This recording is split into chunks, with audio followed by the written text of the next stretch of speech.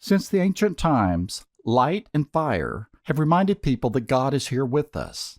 So in essence, the lighting of the candles with the candle lighter represents the Holy Spirit coming into the presence of the worship community.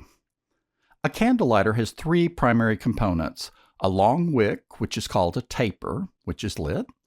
The length of the taper is controlled by the pin halfway down, and the bell for snuffing out the candles.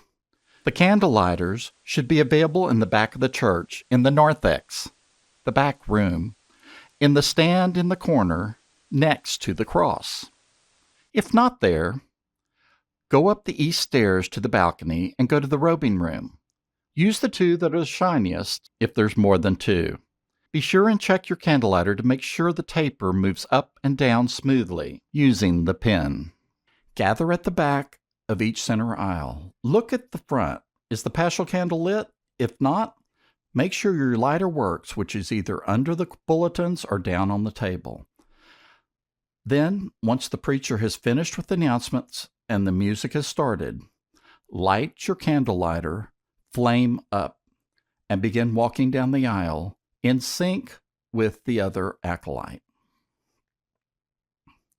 When you get to the bottom of the aisle, you will turn to the center where you will meet the other acolyte. Once in the center, turn, face the altar, and bow to the cross that's up on the choir rail. Then step up, walk around the altar, and walk up to your candelabra. Light the candelabra on your side from the top candle all the way down.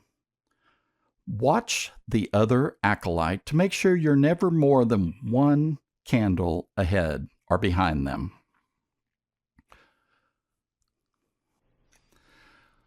Once you have lit all the candles, pull down the pin on your candle lighter to extinguish your flame and then push it back up. Walk to your end of the choir rail. The holder is at the end behind the choir rail, not the one in front. Then walk down the steps to sit in the chair between the choir loft and the door, under the banner. If the clasp is closed, you can just place it in there.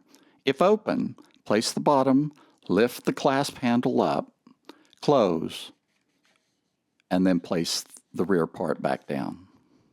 During the sharing of the peace, you will light the communion candles. Light from the top candelabra candle, then go together the altar and light the communion candle there. Again, pull the pin down to extinguish your flame, and then push it back up and return it to its holder. When the singing starts on the last hymn, go to your candelabra with your candle lighter. Use the bell of your candle lighter to extinguish your 7 candles. Normally this is top down, but at least do it the same way as the other acolyte. Turn together to the altar, light your candle lighter, taper, then put out the communion candle. Walk behind the communion rail on your side, watching for the kneeling pillows at the end.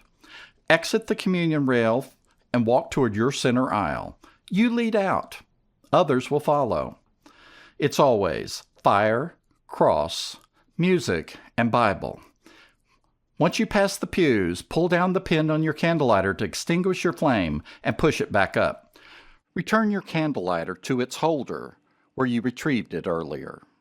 If the paschal candle, the tall white candle, was lit, then you would not start with your candle lighter lit. You would wait until you get down to the paschal candle, which is usually a lot taller, and light from there and continue. The only other difference is at the end. When you go to the communion candle, since there's already a lit candle, you put these out and don't light your candle lighters.